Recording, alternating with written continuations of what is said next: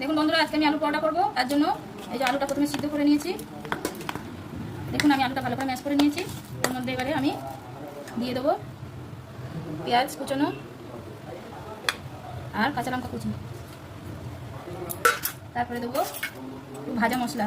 এই ভাজা মশলার মধ্যে রয়েছে জিরে, ধনে, একটু গোলমরিচ আর কটা শুকনো লঙ্কা। শুকনো কলায় ভেজে নিয়ে আমি গুঁড়ো করে নিয়েছি। এই মশলাটা একটু দিয়ে দেবো আর দেবো স্বাদ অনুসারে লবণ। দিয়ে এটা ভালো করে আমি মেখে নেবো। দেখুন আমার আলুটা সব কিছু দিয়ে মাখানো হয়ে গেছে। এবার দিয়ে দেবো একটি কসুরি মেথি। একটু হাতে ঘষে নিয়েছি, এই একটু কসুরি মেথি দিয়ে মাখিয়ে নেবো।